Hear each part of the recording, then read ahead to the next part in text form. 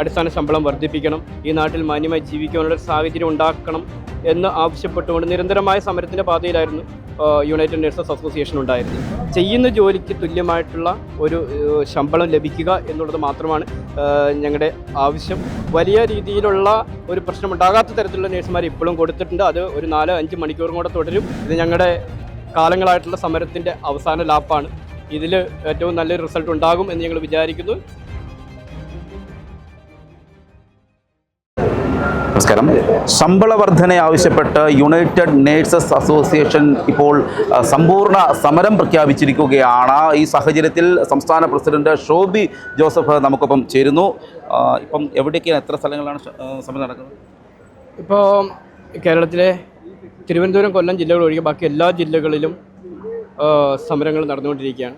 നമുക്കറിയാം, കഴിഞ്ഞൊരു 3 വർഷമായി നിരന്തരമായി തൊഴിലാളികളുടെ ജീവിത സാഹചര്യങ്ങൾ മെച്ചപ്പെടണം, അടിസ്ഥാന ശമ്പളം വർദ്ധിപ്പിക്കണം, ഈ നാട്ടിൽ മാന്യമായി ജീവിക്കാനുള്ള സാഹചര്യം ഉണ്ടാക്കണം എന്ന് ആവശ്യപ്പെട്ടുകൊണ്ട് നിരന്തരമായ സമരത്തിൻ്റെ പാതയിലായിരുന്നു യുണൈറ്റഡ് നേഴ്സസ് അസോസിയേഷൻ ഉണ്ടായിരുന്നത്.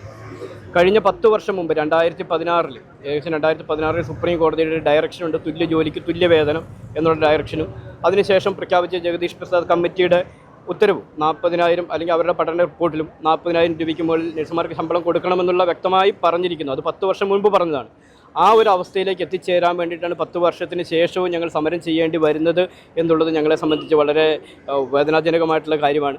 എന്തു തന്നെയായാലും ഞങ്ങളുടെ ഈ ഒരു സാഹചര്യത്തെ അനുഭാവപൂർവ്വം പൊതുജനങ്ങൾ ബാക്കിയുള്ളവരൊക്കെ ഏറ്റെടുത്തിട്ടുണ്ട്. അതിൽ വലിയ സന്തോഷമുണ്ട്. കാരണം ഒരു നേഴ്സ് എന്ന് പറയുന്നത് ഇത്രയും വലിയ ഒരു പോപ്പുലേഷനുള്ള അല്ലെങ്കിൽ ഒരു വീട്ടിൽ ഒരു നേഴ്സ് എന്ന നിലയ്ക്കെങ്കിലും ഉള്ളൊരു പശ്ചാത്തലത്തിൽ ആ ഒരു ശമ്പള പരിഷ്കരണം ഉയരുന്നതുകൊണ്ട് തന്നെ സ്വാഭാവികമായിട്ടും സാമൂഹികമായിട്ടും ബാക്കിയുള്ള രീതിയിലും അവരും അവരുടെ കുടുംബവും നല്ലൊരു നിലയിലേക്ക് എത്തിച്ചേരുന്ന പശ്ചാത്തലമുണ്ട്. അതുകൊണ്ട് തന്നെ ചെയ്യുന്ന ജോലിക്ക് തുല്യമായിട്ടുള്ള ഒരു ശമ്പളം ലഭിക്കുക എന്നുള്ളത് മാത്രമാണ് ഞങ്ങളുടെ ആവശ്യം. അതുകൊണ്ട് അതിനായിട്ട് ഏറ്റവും വലിയ സമരവുമായിട്ട് നമ്മൾ മുന്നോട്ട് പോവുകയാണ്. ഇപ്പോഴും പൂർണ്ണ പണിമുടക്ക് എന്ന് പറഞ്ഞാൽ പോലും ഏകദേശം പല മാനേജ്മെൻറ്റുകളും രോഗികളെ ഷിഫ്റ്റ് ചെയ്യാത്തവരുണ്ട്, രോഗികളെ ഇപ്പോഴും കിടത്തി ചികിത്സിക്കാൻ മുന്നോട്ട് പോകുന്നവരുണ്ട്. അവിടെയൊക്കെ വലിയ രീതിയിലുള്ള ഒരു പ്രശ്നമുണ്ടാകാത്ത തരത്തിലുള്ള നേഴ്സുമാർ ഇപ്പോഴും കൊടുത്തിട്ടുണ്ട്. അത് ഒരു 4-5 മണിക്കൂറും കൂടെ തുടരും. അതിനുശേഷം അല്ലെങ്കിൽ ആ ഒരു സമയത്തിനുള്ള ഒരു ചർച്ചകൾക്ക് വരികയോ സെറ്റിൽ ചെയ്യാത്ത സാഹചര്യത്തിൽ അവരെയും കൂടെ പിൻവലിക്കുകയെന്ന സാഹചര്യത്തിലോട്ട് പോകാൻ ഞങ്ങൾ നിർബന്ധിതരാകും.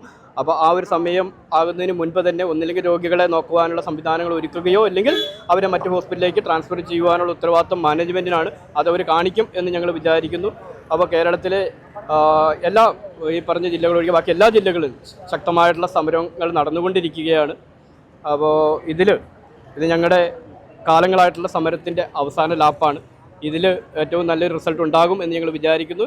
ഇനിയൊരു സമരം ചെയ്യാതെ കുറേ കാലമെങ്കിലും ജീവിക്കാൻ പറ്റുന്ന ഒരു പശ്ചാത്തലം കേരളത്തിലെ നേഴ്സുമാർക്ക് ഉണ്ടാകണം എന്നാണ് സംഘടനയെ സംബന്ധിച്ചുള്ള ആഗ്രഹം. മാനേജ്മെൻറ്റിൻ്റെ ഭാഗത്തു നിന്നുള്ള എന്തുള്ള പ്രതികരണമാണ് വരുന്നത്? മാനേജ്മെൻറ്റ് ഇന്നലെ തൃശ്ശൂർ ഉണ്ടായിരുന്ന ചർച്ചയിൽ നമുക്കറിയാം, കേരളത്തിൽ അല്ലെങ്കിൽ ഇന്ത്യയിലെ all India health care providers association അവരുടെ നേതൃത്വത്തിൽ നടക്കുന്ന ചർച്ചകൾ നടക്കുകയും അപ്പോൾ തന്നെ അന്ന് അവിടെ വെച്ച് തന്നെ ഏകദേശം 5ഓളം മാനേജ്മെൻറ്റുകൾ നമ്മുടെ എഗ്രിമെൻറ്റ് സൈൻ ചെയ്യുകയും ബാക്കി ഒരു 100-150ഓളം മാനേജ്മെൻറ്റുകൾ അതിന് വില്ലിംഗ് ആയിട്ട് വരികയും അവരുടെ എഗ്രിമെൻറ്റ് സൈനിങ് ഒക്കെ നടന്നുകൊണ്ടിരിക്കുന്നു. ഇപ്പോഴും ഈ പറഞ്ഞ കണക്ക് KPHയുടെ നേതൃത്വത്തിലുള്ളവരാണ് ഈ ഒരു സംവിധാനത്തിന് അല്ലെങ്കിൽ ഈ ഒരു സംഭവത്തെ ഇത്രയ്ക്ക് വളരെ രൂക്ഷമാക്കിക്കൊണ്ട് പോകുന്നതെന്നാണ് നമുക്ക് മനസ്സിലാക്കാൻ സാധിക്കുന്നത്. നമുക്കറിയില്ല അവരുടെ ലക്ഷ്യം എന്താണെന്നോ ലക്ഷ്യബോധം എന്താണെന്നോ നമുക്കറിയില്ല. കാരണം നമ്മളെ സംബന്ധിച്ച് നമ്മൾ ആവശ്യപ്പെടുന്നത് ഇതാണെന്നുള്ള കാര്യം കാലങ്ങളായിട്ട് നമ്മളിവർ അറിയിച്ചുകൊണ്ടിരിക്കുന്നതാണ്. അതിലേക്ക് എത്തിപ്പെട്ട മാനേജ്മെൻറ്റുകൾക്കെല്ലാം നന്ദി അറിയിക്കുന്നു. അതുകൊണ്ട് എത്തിപ്പെടാൻ ശ്രമിക്കാത്തവർ അത് എത്തിപ്പെടും എന്ന് തന്നെയാണ് നമ്മുടെ വിശ്വാസം.